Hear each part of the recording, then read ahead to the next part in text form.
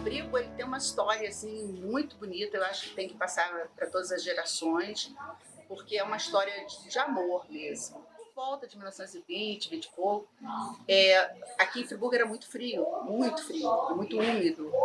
E havia muita gente que vinha das cidades do interior e ficava aqui nas ruas, né? Então houve assim, casos de mendigos que morreram de frio, de fome, mas especialmente de frio. E isso chamou a atenção de um grupo da sociedade e eles foram atrás de uma solução, eles buscaram uma solução. E a solução foi conversar com o prefeito da época para ver se conseguia um espaço para abrigamento dessas pessoas. Eram famílias inteiras, não era ainda direcionado para idosos, porque o objetivo deles, mais ou menos, era pegar essas famílias, elas ficariam aqui até encontrar um lugar para elas ficarem, para trabalhar. Era tipo uma casa de passagem. Com o tempo, essa configuração do idoso, em função de que aquele idoso que estava ali abrigado naquele momento não conseguia lugar para ir, foi tendo a maioria de idosos aqui. Então isso foi se configurando e hoje nós temos abrigamento de idosos, né? Nós só abrigamos idosos hoje. E aqui onde o abrigo é situado hoje, era um lugar assim, muito distante da cidade. Não tinha asfalto, não tinha calçamento, não tinha água, não tinha nada, né? Então eles fizeram uma proposta que era um departamento, me parece, de agricultura, que estava meio que desativado, pegaram e fizeram esse abrigamento. Para quem? Para essas pessoas que estavam morrendo de frio, de fome, de sede, nas ruas, abandonadas literalmente. Parece que teve época, eles abrigavam mais de 100 pessoas aqui, era muita gente mesmo. Isso foi em 1926 que eles conseguiram esse contato. E a partir de então, ainda não oficialmente, eles começam a fazer algumas melhoras, né? E essas melhoras foram feitas com a ajuda da comunidade friburguense. Como eles eram sustentados? Né? Com o que eles recolhiam da comunidade, daí a campanha do quilo. Então, a campanha do quilo ela foi a grande fornecedora de alimentos para essas pessoas. E até hoje, ainda a campanha do quilo tem assim, de alimentos não perecíveis, lógico, ela ainda é excelente para o abrigo, né? E foi durante esse tempo todo. É uma campanha que não pode terminar nunca.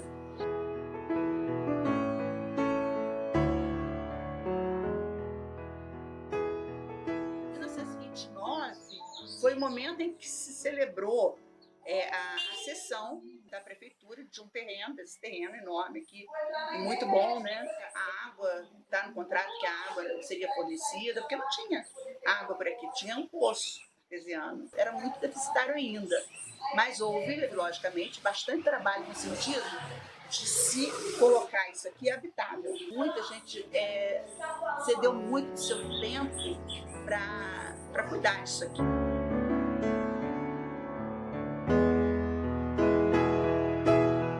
Então, em 1929, com a celebração do contrato, nós continuamos ainda abrigando pessoas, sem ainda determinar que tem que ser obrigatoriamente idoso. Depois, com o tempo, né, e aí nós começamos a ter regras que a gente próprio criava. Né? Não havia também, por parte do governo, o BPC, que é um benefício de prestação continuada. Então era tudo muito difícil para o abrigo, né? Então isso foi levando desse jeito, o abrigo foi tentando mudar e aumentando o espaço, melhorando o espaço, até que surge a lei de abrigamento de idoso. Com essa lei, muito necessária para normatizar as casas de abrigamento de idoso, começamos a ter grandes melhorias. Então foi um marco bastante importante no sentido de melhorar o abrigamento do idoso. Entretanto, isso significou despesas enormes para o abrigo. Para que você abrigasse de acordo com a legislação, você tem que ter uma nutricionista, você tem que ter número X de funcionários, você tem que ter um corpo de enfermagem capacitado para cuidar do idoso, fisioterapeuta, enfim, todos os recursos para que a gente melhore a vida do idoso. O governo criou a lei, que foi muito bem-vinda, assim, mas de uma certa forma imprensou muito financeiramente as instituições. De um lado, foi muito mais difícil para aqueles que dirigiam o abrigo e os pedidos para que a sociedade participasse aumentaram consideravelmente, Hoje, a gente percebe que houve uma grande importância dessa lei, ela foi muito boa, necessária para que todos pudessem ter um abrigamento decente, de acordo com o que eles necessitam.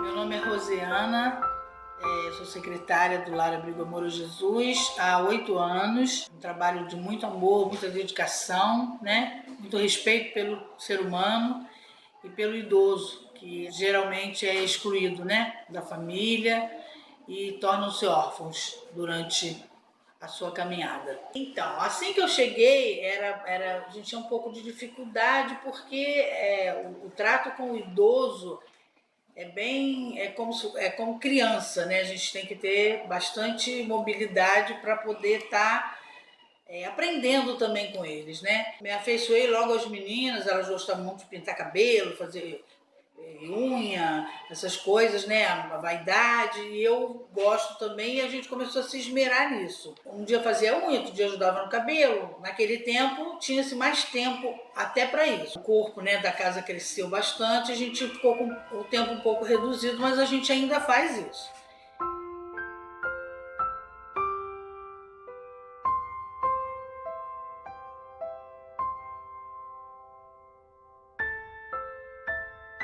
E assim que eu cheguei, foi uma coisa bem curiosa e muito marcante, que eu falando, né, brincando com elas, e elas, eu queria ter um batom, eu queria ter um esmalte, eu queria isso, queria aquilo. Então a gente começou a pintar, passar batom, e um dia eu peguei um espelho e mostrei. Essa idosa nossa faleceu no ano passado, em 2017, e a dona Regina Carlos Guimas, uma senhorinha, uma delícia de pessoa, e ela me pediu um espelho para colocar nas coisas dela, para ela poder se ver. Aí eu peguei um espelho e coloquei na frente dela. Falei, aqui, Regina, quem é essa moça aqui? Aí ela olhou bastante e tal, não se reconheceu. E aí eu falei, Regina, mexendo no cabelinho dela, Regina, olha, ela estava vendo a imagem de eu mexendo no cabelo dela aqui. Regina, quem é aquela dali? Olha. Aí ela, não sei quem é não, dona Rosa, eu não conheço. E aí eu olhei para ela e falei assim, é você, Regina. É você, é a sua imagem no espelho. Não, não sou eu não tenho esse cabelo branco. Ela falou para mim.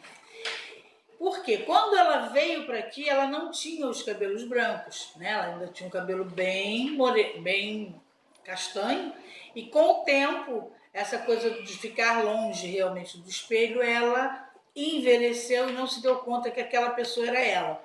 Então a gente começou a fazer um trabalho de reconhecimento e de elas terem as coisinhas dela, um batonzinho com espelho, essas coisinhas assim. Algumas têm uma bolsa que a gente coloca um batom, um espelhinho, um pente, a escova de dente, um desodorante, elas gostam, mas nem todas realmente podem ter, né? Mas foi uma história que me marcou assim que eu cheguei, isso aconteceu, e é uma história que eu gosto de contar porque a mulher, né, a essência dela é a vaidade, a gente precisa sempre estar cultivando isso.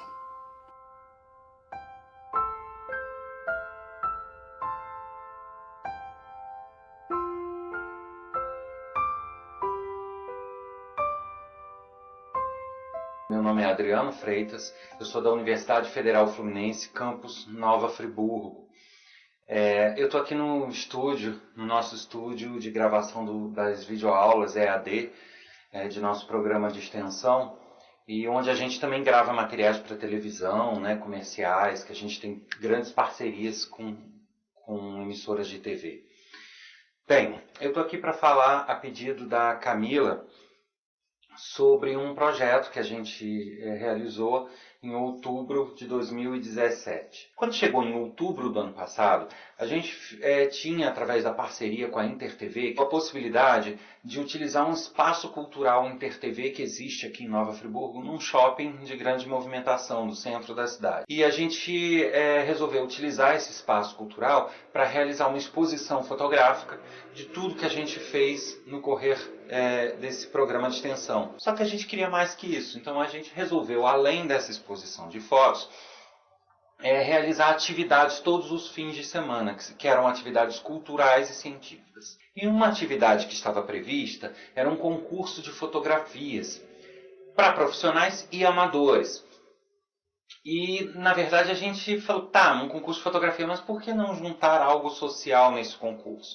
Dar visibilidade a alguma causa social. E aí, então, a gente fez um acordo onde o concurso de fotografia faria com fotografia de alguns modelos e, na ocasião, a gente iria utilizar pessoas em tratamento de câncer e que tentaria elevar a autoestima delas, né, através de maquiagem, cuidados pessoais e aí sessões fotográficas. Infelizmente, por questões da outra instituição, na semana anterior, quando a gente ia começar a divulgar na televisão, houve um problema e não era mais possível contar com essas pessoas dessa outra instituição. Foi aí que eu entrei em contato com a Camila, a gente conversou e surgiu a ideia, por que vocês não fazem esse concurso usando como modelo as vovós do Laje, né? Do Lar Abrigo Amor a Jesus. E aí a gente comprou a ideia e a Camila nos ajudou muito na intermediação e nos contatos, porque realmente eu não tinha esses contatos, e viabilizamos assim, em tempo recorde, essa possibilidade. Para os concorrentes ao concurso, para quem estava lá participando, não foi dito quem eles fotografariam, né? Então eles foram achando que eram modelos. Até porque o comercial que a gente colocou no ar na Globo foi esse daqui, ó.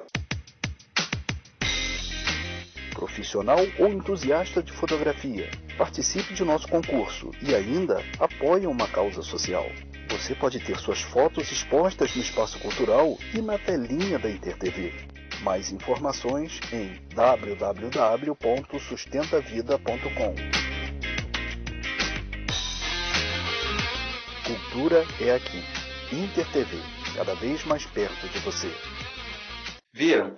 No comercial não é dito nada. E as modelos que estão no comercial parecem modelos de agência. Então, eles foram preparados para isso. No dia do concurso, a gente tinha uma estrutura montada de iluminação e de fundo preto, fundo branco para os fotógrafos, mas essa estrutura já tinha graus de dificuldade que a gente tinha planejado para tornar o trabalho mais árduo, para eles mostrarem que sabem.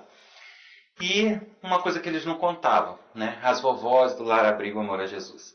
Então, quando elas chegaram para serem fotografadas, né, tinha pessoas para fazer a maquiagem, para cuidar do cabelo delas, e a partir daí elas serem fotografadas. E realmente foi muito emocionante para todos, porque além da dificuldade da estrutura, havia uma dificuldade das modelos, que tinham problemas de locomoção, que tinham problemas de mobilidade, e que os fotógrafos passaram a ter que lidar com isso. E a gente também, né?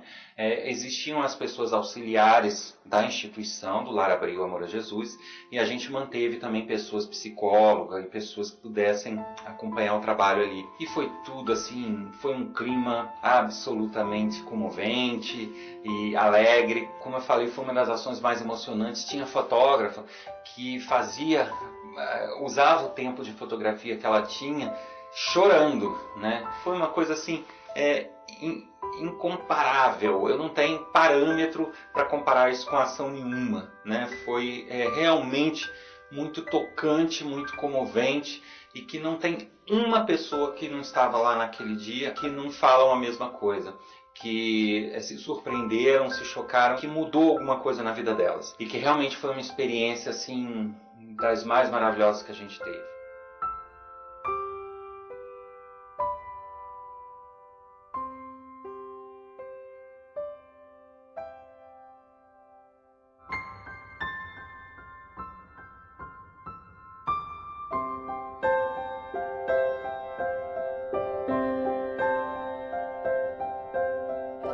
Tecendo Afetos começou em 2008, uma iniciativa nossa, lá no Lar Abriga Jesus, e um começo muito difícil. Nós não tínhamos nada praticamente, um local específico como temos hoje.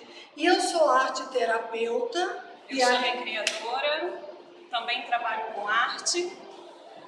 E a ideia foi exatamente nós juntarmos o trabalho da arte-terapeuta com a recreação, que já existia no LAGE, para fazer um trabalho em que valorizasse esses idosos. A ideia era fazer com que esses idosos entendessem que eles têm valor sim, que as pessoas também valorizassem esses idosos. Isso. Então, e aí assim, começamos, né, Renata, a estudar e a pesquisar. Eu trouxe para ela toda a experiência da doutora Enise da Silveira, que é uma psiquiatra que acreditava que a arte ela podia ajudar muito para melhorar a condição dos idosos. E aí juntamos uma arte-terapeuta que tem um trabalho de artista plástica há muitos anos e entendemos que a gente trabalhar com esses idosos é um trabalho tão dignificante e que a sociedade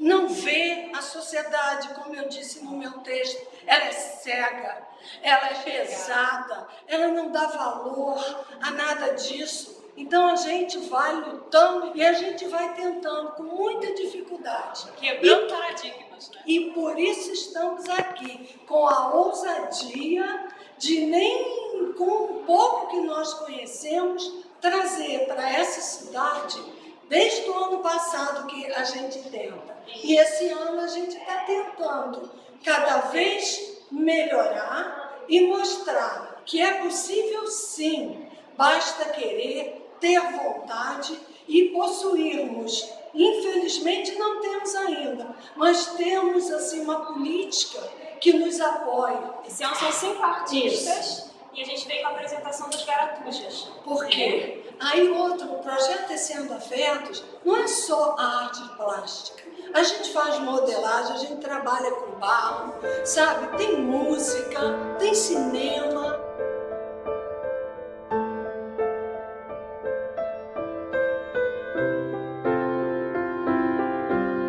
O trabalho é um trabalho de estimulação, né? Então a gente espera de cada idoso que eles realmente se encontrem, que eles achem realmente que elas gostam de fazer e desenvolvam-se dentro do que eles gostam de fazer. E foi assim que aconteceu com o seu Oswaldo. Ele começou aos pouquinhos visitando a sala e o ano passado nós fizemos aquela linda homenagem a ele pelos 90 anos, que foi a exposição de 90 anos do seu Oswaldo. E esse ano ele vem novamente nessa exposição com esses 5 idosos, né? Porque a ideia é abranger todos os idosos. Então esse ano são mais 5 e nós pretendemos que ano que vem esse número se multiplique e que o abrigo venha mostrando esse trabalho para todo mundo aí que vale a pena ser visto.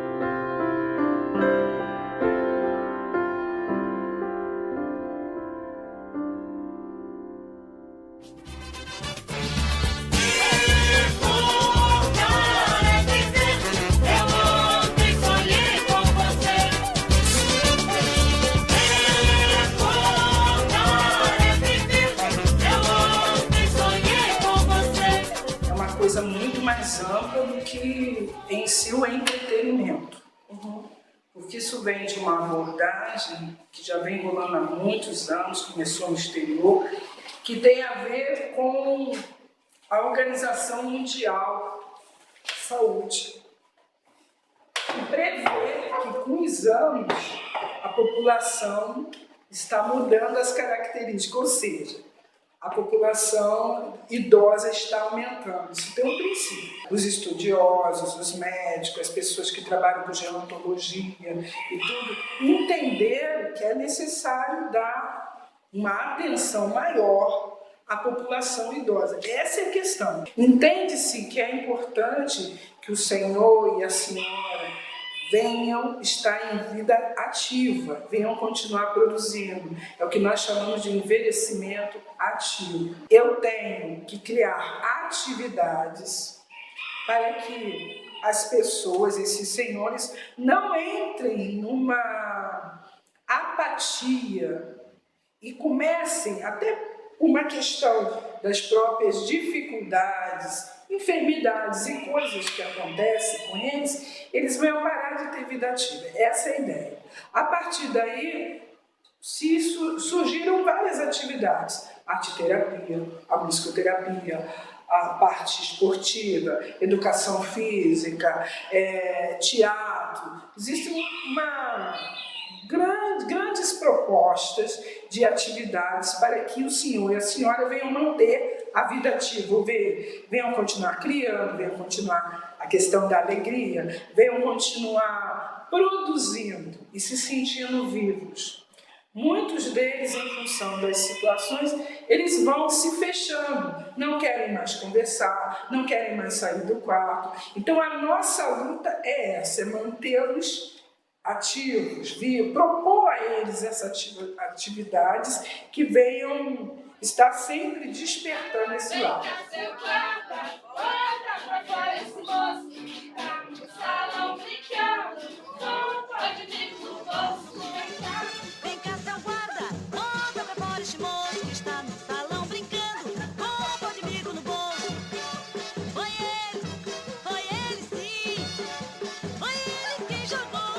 O Recordar e Viver é um projeto de prática musical. Prática musical, que tem a finalidade de promover oportunidades para que senhores e senhoras, os idosos, no caso do Laje, os internos, venham desenvolver as suas habilidades e até relembrarem as coisas, né? A memória, reativar essa memória. Estudos provam que a última percepção, a última memória que se perde é a memória musical. Mesmo em caso de demência, a última é perceber. Então, o que acontece? O som, a linguagem sonora, ela impulsiona os neurônios. Então, isso faz com que o cérebro, ainda que esteja perdido em algumas coisas, reative. Então, ele começa a lembrar de uma música, de uma canção, de uma situação. E a gente começa cantando músicas da época deles, algumas cantigas de roda, outros sambas de acordo com a faixa etária, e eu vou dando corda, eu vou puxando as músicas, e um vai lembrando. É legal quando começa, né? Lembra um de um lado, o outro de outro, aí vem 3, 4. Aí eu tô com uma música cantando, eles lembram, 3, 4 pessoas lembram de uma outra música completamente diferente. Isso é o quê? A memória ampliou. Ele é que vai, né? Opa! Opa! Menina!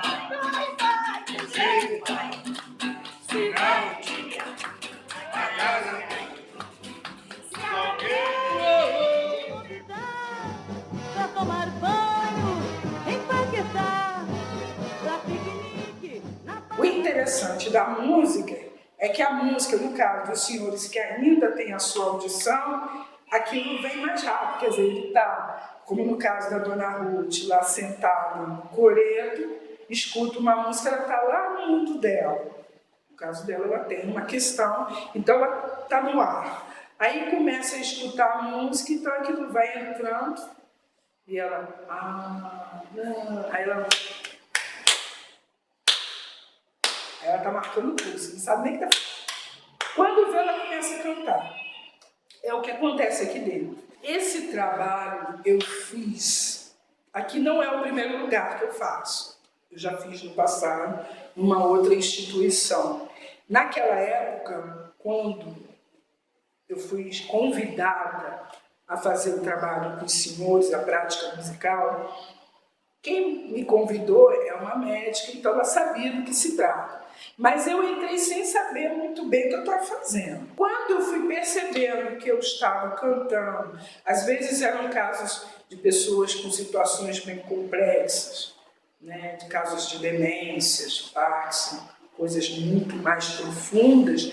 De repente eu começava a cantar uma música, não era no primeiro dia, não era no segundo dia de grupo, mas quando chegava no terceiro, quarto dia, a pessoa estava lembrando, começava a cantar. Isso me chamou a atenção, porque eram pessoas que tinham me dito que não estavam mais produzindo, né? Não estavam mais vivendo a realidade.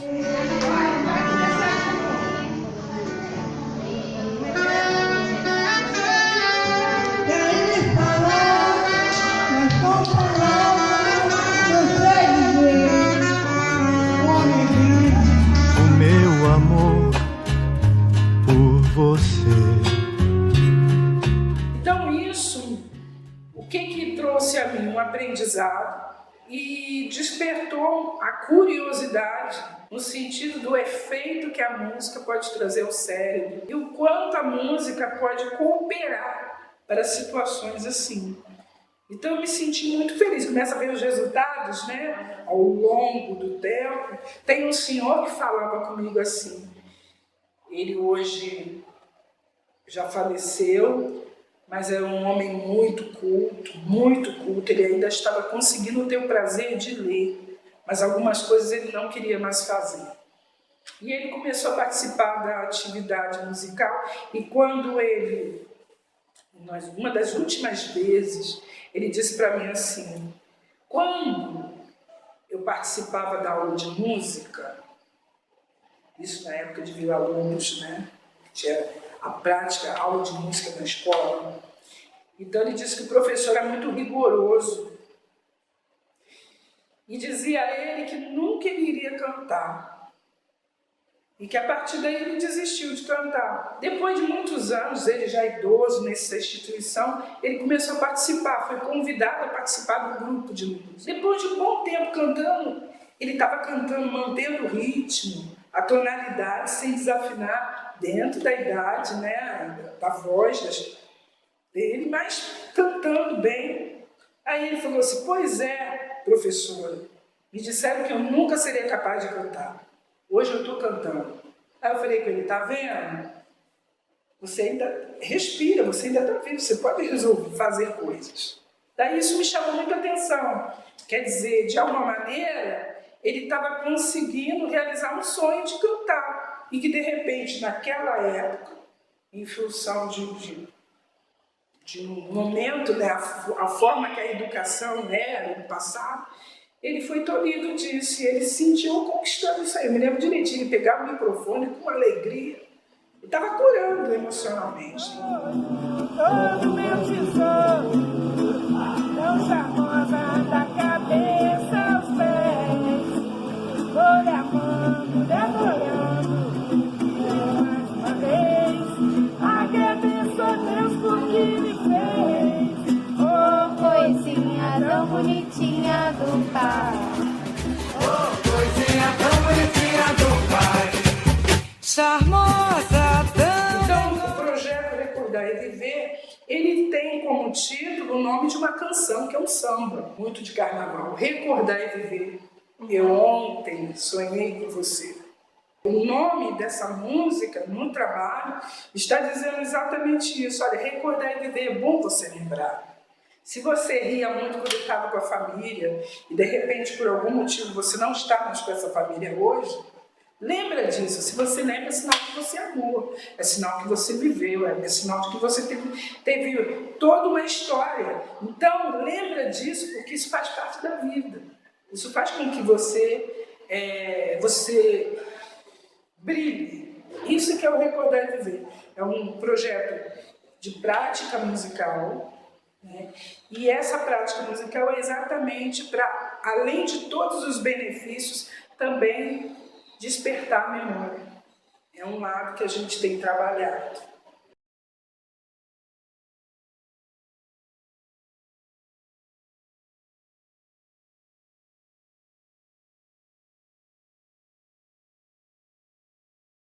Eu vejo que, assim, para a instituição foi algo novo, foi algo que aconteceu, porque esse trabalho começou a partir da amizade, da minha amizade com a Lúbia, que é a psicóloga. Então nós somos amigas há muitos anos, e ela me convidou para fazer uma oficina de música. Então tudo começou assim. Então eu acredito que a própria instituição também está aprendendo a ver a música com esse olhar de benefício à área de saúde.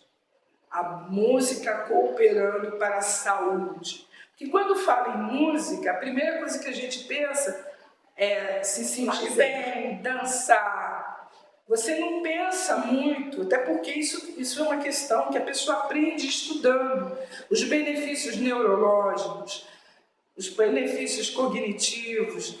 Então não se pensa muito nisso. Geralmente a primeira ideia que tem de música é como entretenimento. Só que não só eu, cada vez mais, mas a própria instituição, ela está vendo os resultados, porque me contam, quando eu não estou aqui, dos benefícios de todo o trabalho que está sendo feito. Então eu acho que todos nós, incluindo a instituição, nós estamos aprendendo a perceber a linguagem musical como uma ferramenta de trabalho para a saúde dos idosos. Eu acho que é por aí. É um aprendizado.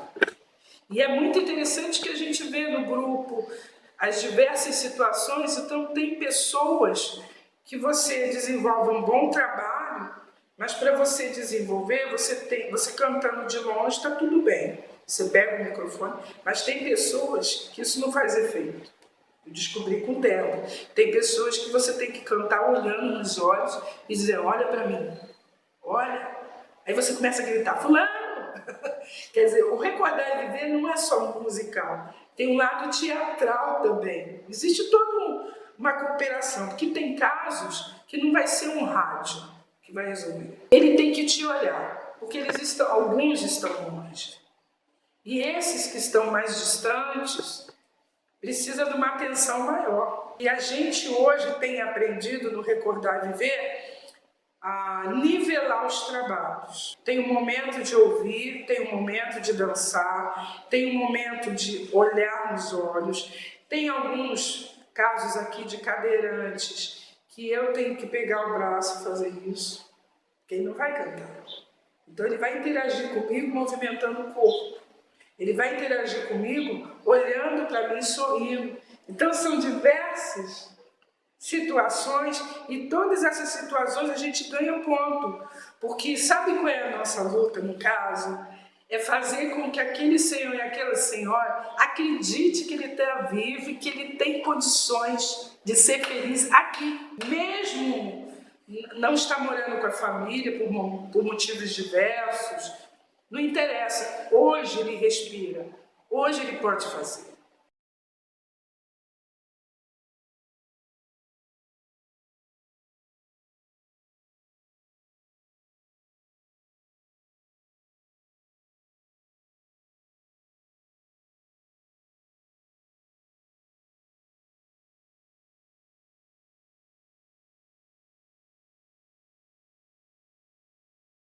Uma das coisas mais encantadoras, dentre a tudo que acontece aqui, e isso me impactou muito, eu estava num dia muito difícil, e eu estava na sala de psicologia fazendo um relatório, que é um hábito que nós temos.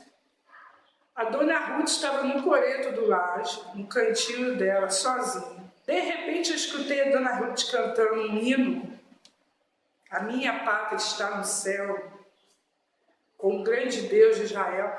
Olha, aquilo me trouxe uma paz. Agora você vê, ela cantando no coreto, eu estava digitando, eu estava muito triste, e ela começou a cantar aquela coisa falando de Deus, que a pátria está no céu, que ele está perto. Aquilo foi ânimo para mim, ela trabalhou comigo sem saber.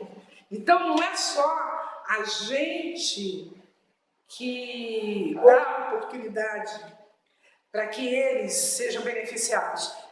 Eles nos doam também. Eu recebi dela, fez musicoterapia em mim sem saber. Eu recebi dela naquele dia.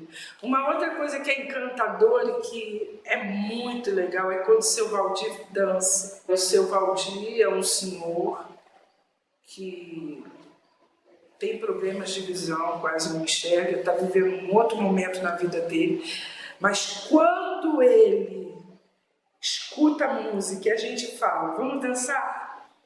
Aí ele endireita, ele anda de bengala, ele endireita o corpo. O olhar que a gente tem é o quê? Surge um outro homem, é uma mágica. Aquilo toma conta dele que ele esquece da dificuldade, no caso, da visão, do próprio corpo, né? Ele esquece completamente. É mágico, é um negócio, você fica olhando, assim, o Valdir, aí terminou a música, aí ele lembra da bengala, aí o corpo dele volta, né? Quer dizer, aquela coisa abaixadinha e vai bem devagarinho. Mas surge a música, aquilo toma conta dele. Ele vira uma outra pessoa, o jeito que ele dança com as pessoas, principalmente a recreadora Renata, o jeito que ele dança com a Renata, que ele roda. Gente, você não acredita que ele tem dificuldade de visão. É um negócio muito interessante. É mágico. Murilo, ele é assim. É outro caso. Ele chega, não quer fazer nada. Não, eu não vou cantar, não. Ah, não vou fazer, não. Aí eu olho para ele. Olha para mim, ele olha. Me ajuda. Segura aqui, é o microfone. Eu não falo que ele vai cantar. Segura para mim. Ele segura. Aí eu pego uma música que é da prática dele. Aí ele começa. Aí daqui a pouco ele está cantando uma música mais difícil, mais longa, com variações melódicas muito mais complexas. Murilo já fez umas 4 variações musicais difíceis. Do nada. Se você perguntar para ele, Murilo, como é que você fez isso? Ele não vai saber te explicar. Porque ele não sabe explicar. Aí ele fala assim, lembrei, sei lá. Quando ele foi. O Murilo toca pandeiro, eu descobri há pouco tempo. Ele não sabe disso. Mas eu sei que ele toca. Quando te ver e os meus olhos ficam sorrindo e pelas ruas vão te seguindo, mas mesmo assim foges de mim. Então, são os casos mágicos que acontecem no Recordar Viver. São mágicos mesmo, porque quem tem a oportunidade de assistir o grupo vai perceber, é completamente diferente. Quando a gente começa, está todo mundo sentado, está cada um na sua realidade. Quando começa a fazer o trabalho e vai fluindo, quando você vê, eles estão mudando. Nós temos recebido informações, quando não tem o Recordar e Viver, que alguns estão se lembrando de coisas que não estavam lembrando. Alguns estão mais animados de sair da sua, no caso do seu quarto, estão saindo daquela coisa parada e estão reativando. Alguns que tinham muita saudade da família, por motivos diversos, né, estão começando a interagir no espaço, estão lembrando e vivendo outras situações e se dão a oportunidade de ser feliz hoje. Essa é a proposta, né? É um trabalho que tem dado muito resultado aqui. Quem assiste e tem a oportunidade de estar no grupo, assistir, não tem como negar. Existe grandes resultados. Meu grande amor, que você foi embora e logo depois voltou, meu amor. Presidente, na realidade, aqui há 16 anos atrás. Então, 16 anos depois você volta e encontra uma instituição que estava assim, realmente precisando de uma revitalização na parte de obra, na parte elétrica, na parte hidráulica e, acima de tudo, uma melhora na qualidade de vida, porque os tempos são outros, as realidades são outras e você percebe que era necessário quebrar esse estigma de asilo, de você ter pessoas realmente asiladas, realmente exiladas do convívio social. Então a gente começou com uma reestruturação da parte elétrica, da parte hidráulica, inauguramos o centro médico, que era uma grande necessidade, já que a gente não dispõe de um sistema bom de saúde aqui no município, principalmente para o idoso, então foi uma necessidade bem premente. E depois começamos a fazer a parte de humanização, que foi a construção do salão de cabeleireiro, pegar uma clínicazinha, que era uma sala para fisioterapia, e transformar numa clínica com 2 profissionais, com 10 voluntários, 10 estagiários, aliás, e você transformar essa estrutura e fazer essa estrutura funcionar. Então a instituição passou nos últimos 4 anos por uma remodelação, por uma reestruturação, e houve realmente a necessidade de quebrar alguns paradigmas que Desagradaram algumas pessoas, agradaram a maioria, mas foi muito importante essa humanização, né, de você dar qualidade de vida, de você pensar na socialização principalmente, de fazer com que os portões estivessem mais abertos, de que a instituição estivesse mais acessível e fazer com que a comunidade, que a população realmente começasse a se reintegrar, a aceitar de novo a instituição como parte viva, como parte social realmente.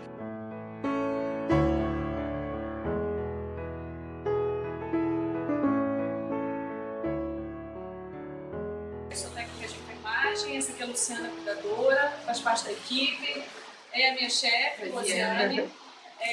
A gente trabalha nesse postinho aqui que foi feito com muito carinho por várias pessoas, né, que se disponibilizaram a doar e apadrinharam, e a gente hoje tem um ambiente muito mais eficiente e favorável, né, para um bom atendimento. Aqui atrás da gente, a gente pode ver o escaninho que a gente anexa os prontuários dos idosos, e cada prontuário ele tem identificações com o nomezinho deles e o desenho que é feito lá na sala de recreação com a Renata, e cada um, né, aqueles que conseguem fazer desenho, e tem um pouquinho de cada um, né? Aqui a Isabelinha é o desenhozinho dela, ela mesma que fez.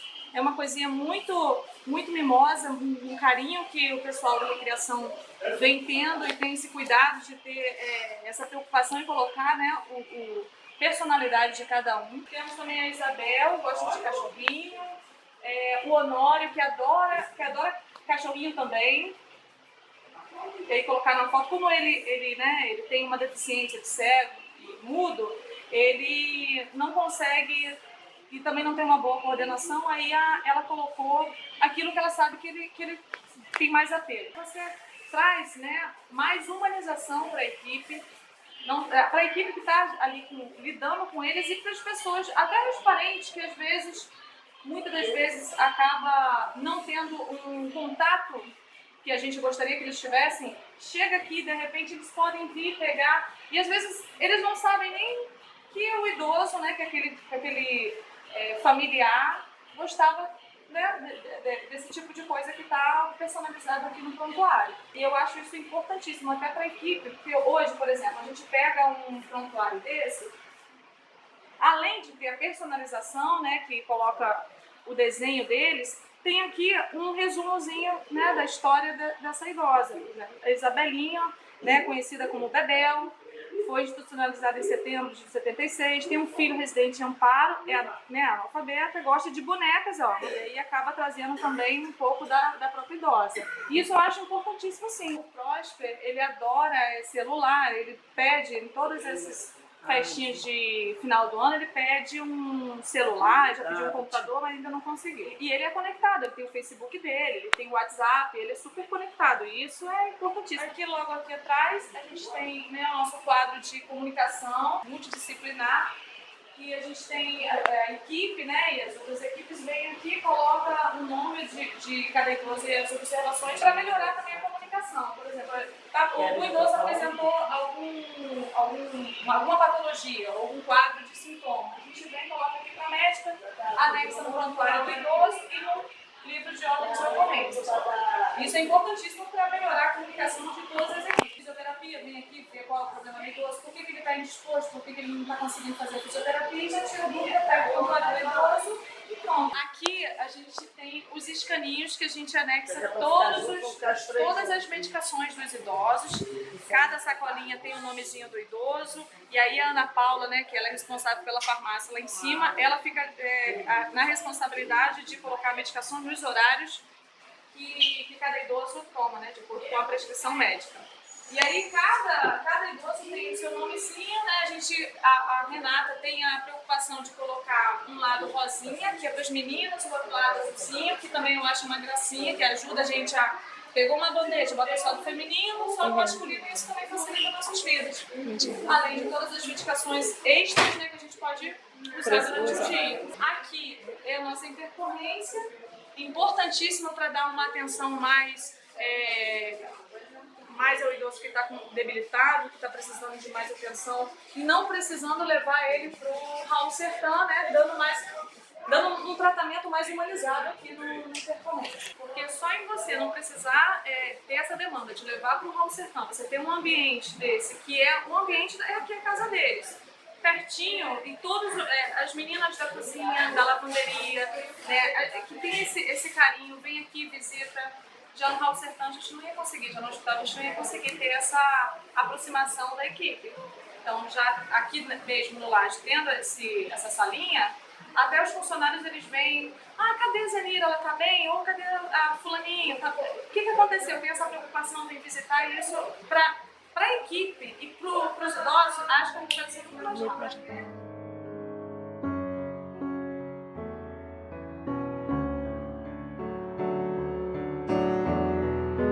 Então hoje a gente vive uma realidade muito interessante, que é a comunidade, a cidade inteira, a população da cidade, mesmo aqueles que não conhecem, que ainda não vieram, têm uma visão diferente, já ouviram falar que é diferente e querem conhecer. Então a gente faz um trabalho muito de abrir as portas, de fazer com que as pessoas venham visitar. O plano daqui para frente é nós despersonificarmos a direção, fazer com que realmente a direção se transforme num processo de colegiado, de departamentos, para que se termine um pouco com essas coisas do legado, né? De você ter uma direção que faz um trabalho muito bom e depois você entrar num processo de declínio. Isso é muito triste para quem mora na instituição, você vê todo o sistema entrar num declínio e a qualidade realmente diminuir. O mais importante foi isso, a gente realmente ter um plano de ação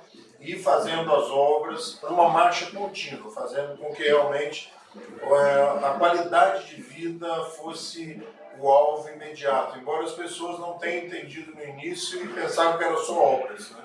Mas as obras eram necessárias para que você pudesse humanizar, como a retirada das portas do refeitório, as retiradas de várias portas, né? A supressão de cadeados, de fechaduras. Hoje o idoso transita pela instituição como um todo e a gente tranca mesmo e fica fechado aquilo que é essencial para a segurança deles e para a própria segurança da instituição.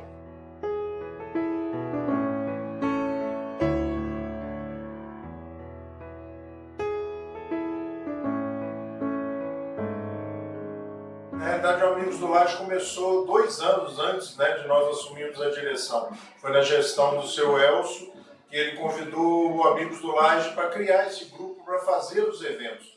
Eram feitos vários pequenos eventos na instituição. A ideia dos Amigos do Laje era que com esse grupo de voluntários nós passássemos a fazer 5 grandes eventos, é o que acontece hoje na instituição. 5 grandes eventos que rendem aí mais ou menos R$250 mil na receita da instituição. Então é um grupo que começou numa ideia de congregar aqueles que na primeira hora chegaram para trabalhar e hoje ela tem quase 1.600 associados, inscritos no grupo. Uma força de trabalho realmente muito grande que no dia de evento nós ficamos assim até meio sem saber onde utilizar tanta disposição de mão de obra. Então eu acho que isso é muito importante, essa vida nas redes sociais, essa apresentação do que é feito, quase um reality mesmo, um reality show mesmo do que acontece em termos de mudança e de transformação, foi muito importante, porque fez com que a sociedade percebesse que era possível estar aqui, participar da vida ativa da instituição e principalmente o processo de fiscalização, de acompanhar as mudanças. Então, a rede social hoje é essencial, é imprescindível para a vida da instituição e eu acredito que para todas as instituições, porque é uma forma de você socializar, de você integrar e, acima de tudo, dar credibilidade, né? Confiabilidade no processo administrativo. É uma pretensão, é uma vontade muito grande da diretoria que nós realmente consigamos formar uma independência, construir uma independência financeira. E por isso a rede social é muito importante. As redes sociais são muito importantes porque é difícil você gerir de forma profissional sem a constância das verbas, sem a assiduidade das verbas, embora elas existam, mas a administração peca e dificulta o processo do relacionamento. Nós vivemos sempre no fio da navalha, na corda bamba em relação ao poder público. E a gente acaba se transformando em refém desse processo. A vida e a relação com o poder público para as instituições, para a nossa em particular, é bem difícil.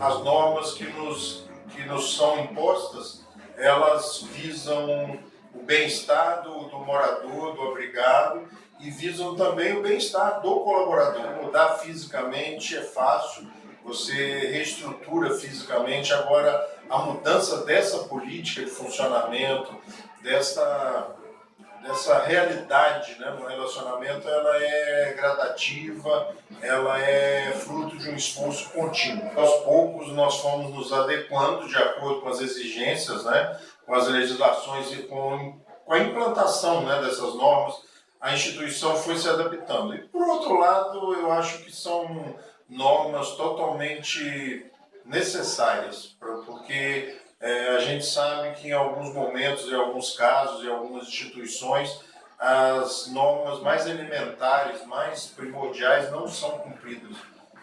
Aqui para nós isso trouxe uma grande tranquilidade. Inclusive agora com o e-social, isso trouxe uma modificação para casa, uma visão diferente do próprio funcionário, um envolvimento diferente desse colaborador. A cada momento você tem que reafirmar. Até eu acredito que depois de algum tempo isso vai se sedimentar, né? Porque nós vimos a necessidade, nos vimos obrigados a mudar muito dos colaboradores. Nós tivemos que excluir dos nossos quadros de colaboradores muitas pessoas, porque são pessoas que realmente traziam arraigado aquele processo antigo de favor, como se a instituição estivesse fazendo um favor para o idoso.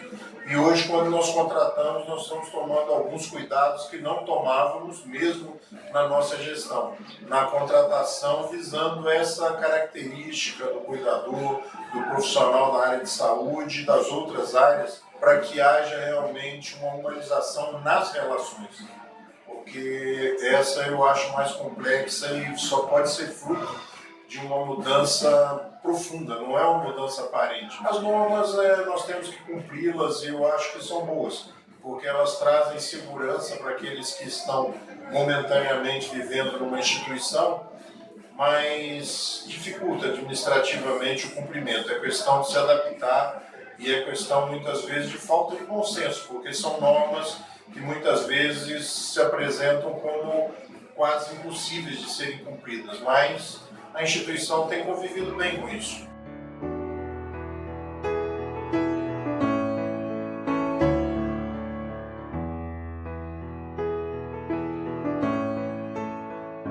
Eu percebo que o nosso sistema de internação, o nosso critério, melhor dizendo, de internação, ele é muito rígido. Nós hoje estamos atuando numa área socorrista realmente. São internações eminentemente socorristas. Elas são feitas, estão sendo feitas quando já não existe mais, quando nós constatamos realmente que não existe mais nenhum laço familiar. Então isso dificulta um pouco essa convivência familiar, porque na grande maioria das internações mais recentes, essas últimas internações, esse laço realmente não existe. Mas existem alguns resquícios e a gente vem trabalhando, as assistentes sociais, e elas fazem um trabalho, a psicologia hoje faz um trabalho de convidar, de conscientizar, de envolver, mas é difícil. Tanto é difícil que essas pessoas estão na instituição, né? Esse eu acho que é o sinal mais grave, assim, de que realmente todos os laços afetivos e familiares foram rompidos. Eu acho que a constatação disso é a própria internação.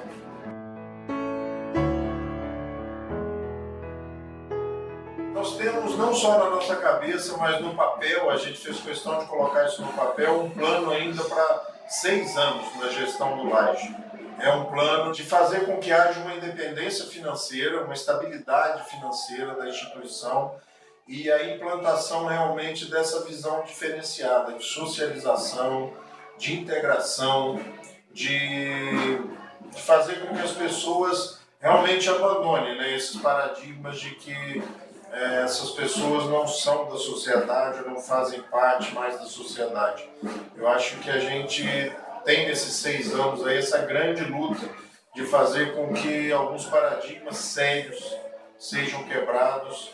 Eu acho que vai ser daqui para frente a coisa mais importante, a busca da independência financeira, principalmente em relação ao poder público, e essa sedimentação desses novos valores, dessas novas políticas de abrigamento, de fazer com que realmente o lar Abrigo Maria Jesus se transforme realmente num lar, onde essas pessoas possam ter, nesses últimos momentos, o melhor, porque eu costumo brincar sempre que isso aqui é um local para estragar eles, para fazer vontade, para fazer mimos realmente, e fazer com que a nutricionista fique brava e outras pessoas, porque eles já sofreram muito, já passaram por situações muito constrangedoras. Eu acho que esse momento tem que ser um momento especial, acho que é isso.